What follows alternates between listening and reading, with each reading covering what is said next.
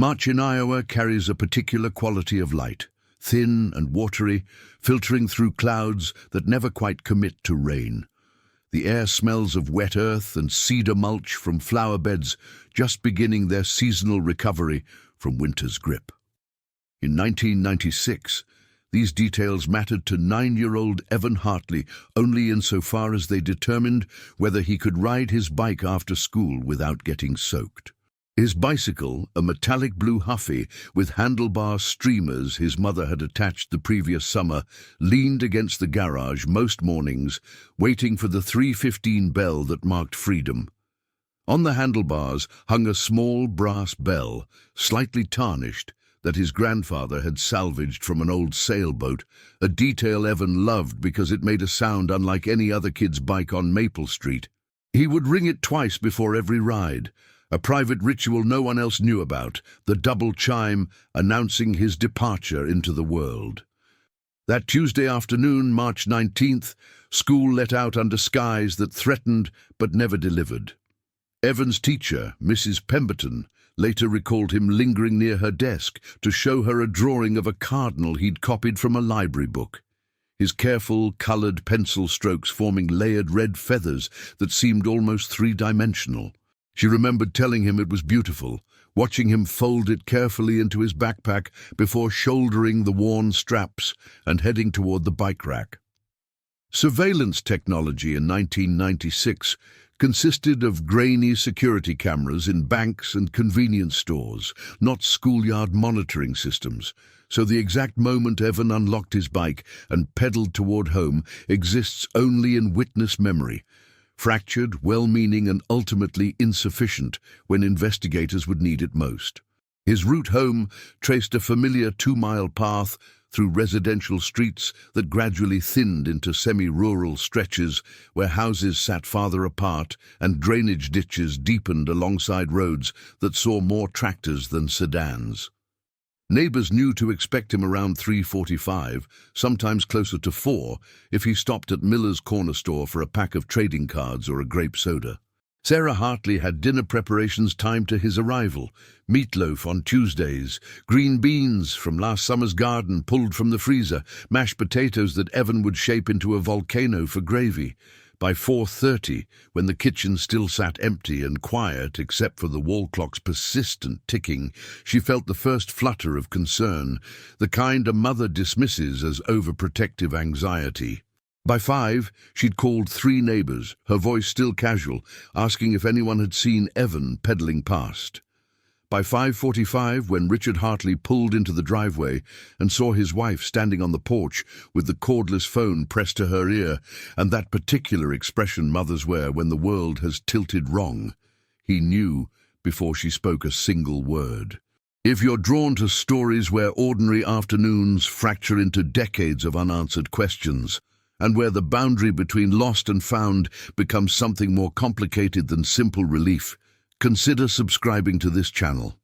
And drop a comment letting us know where you're watching from. These stories connect us across distance in ways that remind us we're never quite as alone as we fear.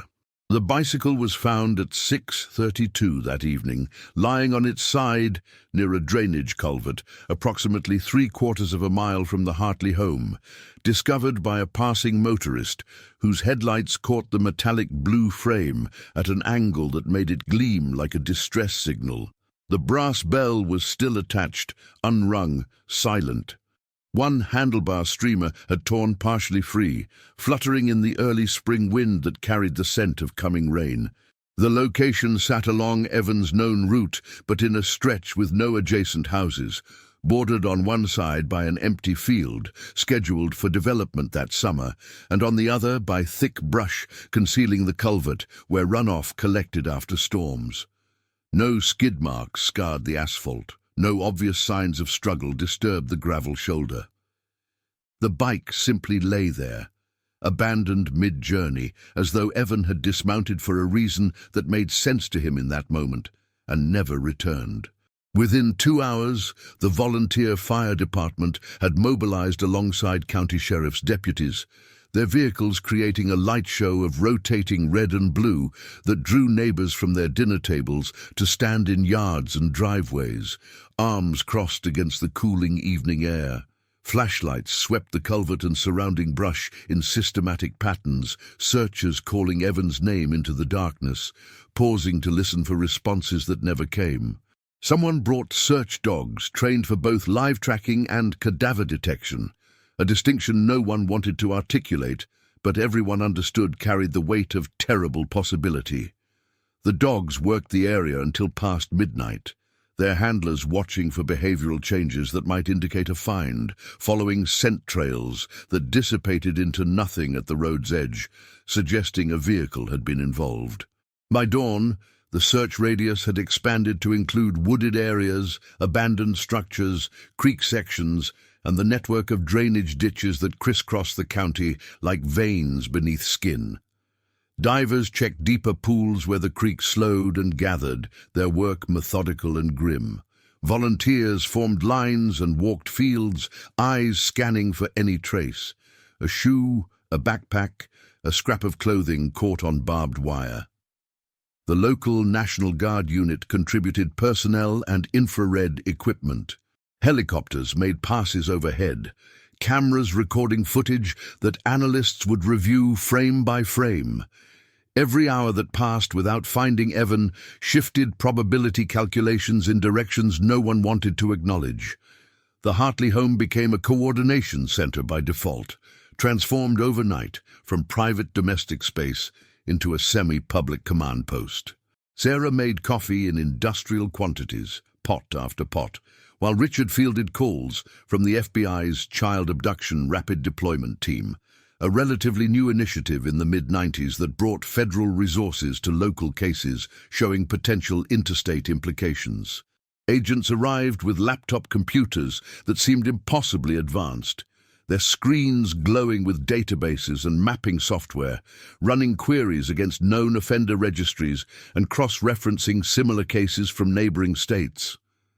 They asked careful questions about Evan's routine, his friends, any adults who'd shown unusual interest, any recent changes in behavior or mood.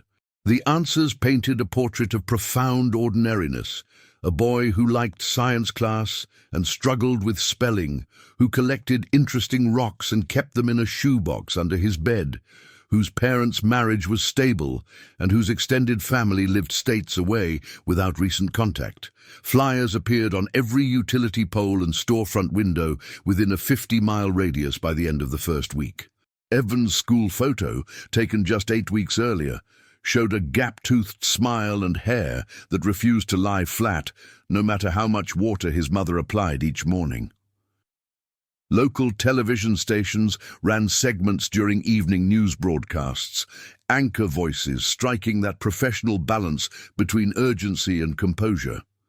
A tip line was established through the sheriff's department, staffed around the clock by volunteers who logged every call.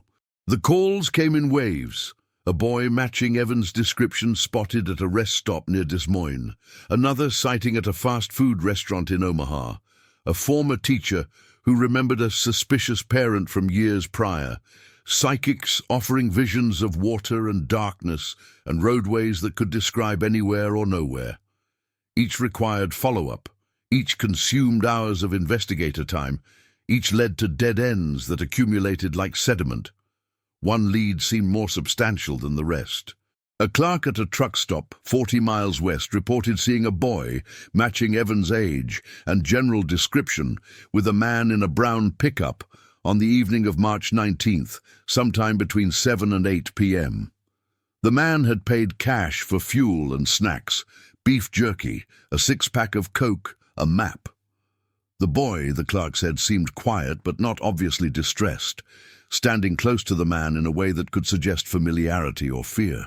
Investigators obtained security footage, grainy, poorly lit, captured at an angle that obscured faces and rendered details frustratingly ambiguous. The FBI's imaging specialists enhanced what they could, but the pickup's license plate remained illegible, obscured by road grime and camera limitations. The boy's height seemed approximately right, his build consistent with Evan's. 3 days of intensive work eventually revealed the boy was the man's nephew, traveling to a family funeral in Kansas, accounted for with documentation and witness confirmation. The brown pickup existed. The boy was safe. The lead collapsed into another dead end. Another expenditure of hope that left investigators and family alike more exhausted than before. This pattern would repeat across weeks and months, promising tips that dissolved under scrutiny, sightings that led to other children with other families, theories that couldn't withstand basic factual examination. The emotional architecture of loss builds room by room, converting a home into something between memorial and waiting room. Sarah Hartley stopped sleeping in full increments, instead taking 2-hour shifts so someone remained awake in case Evan came home, in case he was out there wandering lost and needed a light to guide him back. She left the porch light on continuously, the yellow bulb burning through weeks until Richard replaced it without comment. Evan's bedroom remained untouched, homework papers still scattered on his desk, a library book about raptors accumulating overdue fines, the smell of boy sweat and cherry chapstick fading incrementally as molecules dispersed. Richard returned to work after 2 weeks because the mortgage and health insurance required it, but co-workers later described him as functionally present, performing tasks accurately while seeming to inhabit his body from a great distance. The first year brought constant activity that provided structure if not comfort, age progression images commissioned from the National Center for Missing and Exploited Children, showing what Evan might look like at 10, at 11, at 12. The Hartleys appeared on daytime talk shows that specialized in unsolved disappearances, sitting under studio lights answering the same questions repeatedly, holding photos and fighting tears while hosts offered sympathy. Anniversary vigils drew diminishing crowds as public attention drifted toward fresher tragedies. The Hartleys established a small foundation in Evan's name, funding search and rescue training for volunteer teams. Sarah kept meticulous records in 3-ring binders that multiplied across years. Every tip logged with date and time, every investigator's name and phone number, every piece of mail from people claiming psychic connections. By year 2, the intervals between investigator calls had lengthened from daily to weekly to monthly. New cases demanded attention, fresh disappearances that might still be solved within the critical early hours, resources redirected toward investigations with warmer trails. The Hartleys understood, without anyone explicitly saying, so that Evan's case had transitioned from active to cold, filed in cabinets alongside hundreds of other unsolved mysteries, periodically reviewed, but no longer driving daily activity. They developed rituals as scaffolding against complete collapse. Every March 19th, they placed flowers at the spot where the bicycle had been found, now marked by a small memorial stone the county had permitted them to install. Every birthday, Sarah baked Evan's favorite cake, chocolate with peanut butter frosting, and they ate it silently at the kitchen table. A third plate set but untouched, candles blown out by parents instead of child. They rotated through grief counselors who specialized in ambiguous loss, support groups where they met other families frozen in similar limbos, private investigators hired with money borrowed against the house. DNA samples had been submitted to CODIS, the combined DNA index system that maintains profiles from unidentified remains and missing persons. The science was still developing in the late 90s, the databases incomplete, the matching algorithms crude by standards that would emerge in the following decades. Detectives explained that CODIS primarily focused on criminal offender databases, that a match would only occur if Evan's DNA intersected with the system through specific circumstances, identification of remains, arrest for criminal activity, voluntary submission for other reasons. Richard took early retirement at 53. Sarah worked part-time at the library, drawn to employment that felt manageable and predictable. They existed in a state researchers would later term ambiguous loss, grief without closure, love without object, parenthood without child. Therapists explained that the human mind struggles uniquely with absence, that it seeks narrative completion even when none exists. The Hartleys learned to live in the conditional tense. If Evan were alive, he'd be graduating high school. If he remembered them, he might try to make contact. If the case ever broke, they'd finally understand what happened. The procedural machinery continued grinding at lower intensity. Every few years, detectives assigned to cold case review would revisit Evan's file, running names through expanded databases, checking for pattern connections to other unsolved child disappearances. Advances in technology prompted periodic re-examination. By 2010, investigators could extract DNA from evidence that would have been useless 15 years earlier. By 2015, social media offered new avenues for identification and outreach. The Hartley case file grew thicker with supplementary reports that added detail but never broke through to revelation. Then, on an October evening in 2024, Sarah Hartley's doorbell camera activated with the distinctive chime that indicated motion detection. The technology was relatively new to her. Richard had installed it 6 months earlier after a package theft on their street. The notification appeared on her screen at 7:43 p.m. Motion detected at front door. She tapped the alert, expecting to see a delivery driver, but instead the screen showed a man in his late 30s standing under their porch light, hands in jacket pockets, head tilted slightly as though listening for sounds from within the house.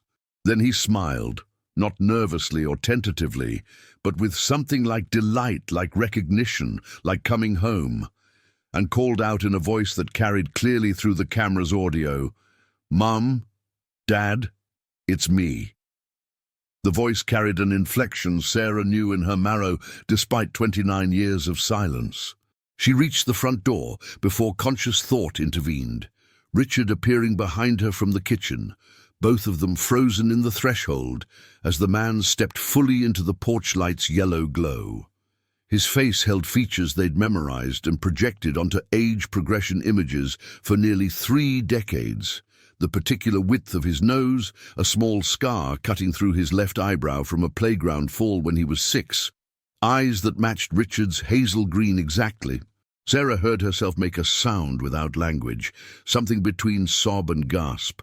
And the man, Evan, impossibly Evan, lifted one hand palm forward as though approaching a skittish animal. They stood that way for seconds that expanded like hours, 3 people separated by a threshold and 29 years, until Richard asked the only question that mattered. "Is it really you?" The man nodded, and his eyes filled with tears, and he said, "I think so. I'm trying to remember. I know this porch. I know the bell." He glanced toward the brass bell, still hanging by the door, weathered but present, the same one he'd rung countless times 3 decades ago. Protocol dictated caution even as instinct screamed for embrace. Richard, functioning on some deeper layer of consciousness that understood the need for verification, asked Evan to wait on the porch while he called the sheriff's department. The dispatcher who answered initially struggled to understand the claim being made. Within 40 minutes, a deputy arrived, followed shortly by Detective Margaret Chen, who'd worked the original case as a junior investigator. Chen carried a folder thick with decades of documentation and a DNA collection kit. She approached the situation with professional caution, asking Evan questions only he could answer. Details about the house's interior layout from 1996, names of childhood friends, specifics about family routines. His answers came haltingly, some confidently correct and others uncertain, a patchwork of memory that seemed authentic in its incompleteness. The detective explained what would happen next. Buccal swab for DNA comparison, fingerprint collection, medical examination to document identifying marks. The swab process took seconds. The waiting took 3 days. Laboratory analysis at the State Crime Lab compared the sample against the Hartleys' reference profiles stored since 1996. The match came back unambiguous, probability of parentage exceeding 99%. Further confirmation arrived through medical records examination. Evan's childhood physician had documented a specific pattern of moles on his lower back and the eyebrow scar's precise placement. Dental records showed consistency with adult tooth positioning. Fingerprints taken during a kindergarten safety program matched prints the man provided with ridge-by-ridge precision. Every objective measure confirmed what seemed impossible. Evan Hartley, declared missing at 9 years old, had returned at 38. The reunification happened under clinical supervision, guided by a trauma psychologist specializing in recovered persons. Dr. Rebecca Osei advised measured contact, short visits initially, neutral locations when possible, gradual intimacy building. Evan's memory existed in fragments, some crystalline and others completely absent. He remembered the brass bell and the blue bicycle. He remembered his mother's voice singing while cooking.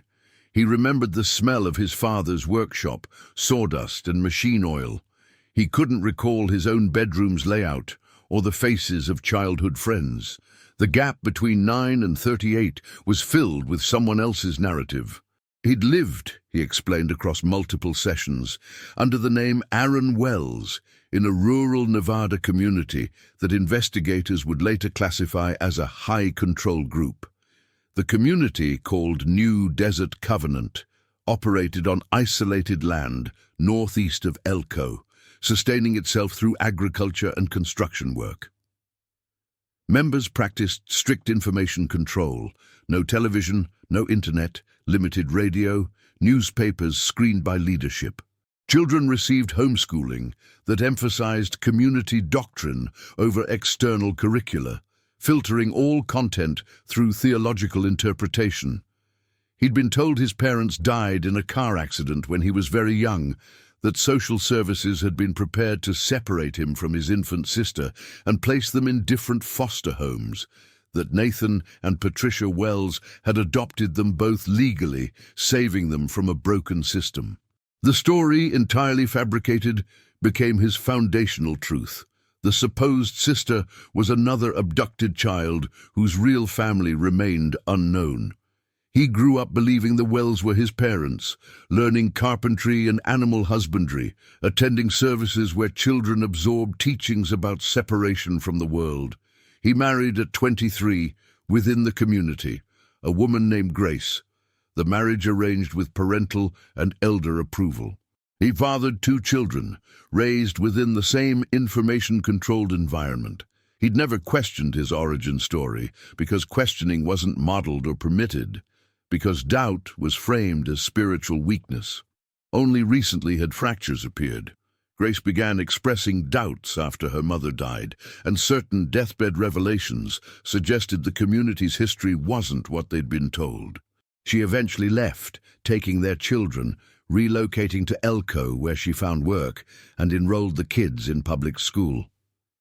Evan maintained contact with his children, visiting them in town, observing their gradual adjustment to a world he'd been taught to fear. Grace, now with internet access, began researching member backgrounds. She searched for Nathan and Patricia Wells's family history, finding inconsistencies. She searched for Aaron Wells' Nevada birth records, finding nothing. She started searching missing children databases, filtering by birth year and physical characteristics. When she found Evan Hartley's profile, the photograph stopped her cold. The eyes, the eyebrow scar, the smile she'd seen on her husband's face for 15 years. She showed Evan the page without commentary. The confrontation with Nathan Wells happened in the workshop where Wells taught carpentry. Wells' response progressed through stages: deflection, dismissiveness, and finally a version of admission wrapped in justification. Wells claimed Evan had been willingly surrendered by parents who couldn't care for him, that paperwork existed somewhere but had been lost, that Evan should be grateful. When Evan pressed harder, Wells suggested he was experiencing spiritual confusion, that this line of questioning would lead to destruction. The conversation ended with Evan walking off the new Desert Covenant property, driving toward the county road despite having nowhere particular to go. He spent a week in Elko, processing what he'd learned with Grace, looking at the missing person's profile, studying the photo of the Hartleys. The brass bell detail struck him with particular force. He could almost hear it, a sound that preceded memory. So he'd driven toward Iowa with an address copied from a memorial website, arriving at the same home the Hartleys had occupied when Evan disappeared. When he saw the porch and the brass bell hanging by the door, something unlocked in his chest, a recognition that bypassed language entirely. Federal authorities began investigating New Desert Covenant for violations, including child abduction, interstate trafficking, and fraudulent adoption schemes. FBI agents descended on the property with warrants, conducting interviews and seizing records. The investigation revealed at least 4 other children within the community whose origins appeared falsified or undocumented. Nathan Wells was arrested on multiple federal charges, including kidnapping and identity fraud. Patricia Wells faced obstruction counts. Other community leaders were arrested as the scope of their involvement became clear. For the Hartleys, reunion arrived with unexpected complications. The son who returned wasn't the boy they'd lost. He carried a different name that felt more natural to him than Evan. Different memories, different values shaped by fundamentalist doctrine. He was only beginning to question. He had a wife estranged from the community who was navigating her own trauma, and 2 children being raised with beliefs the Hartleys didn't share. Dr. O.C. worked with the family on identity negotiation.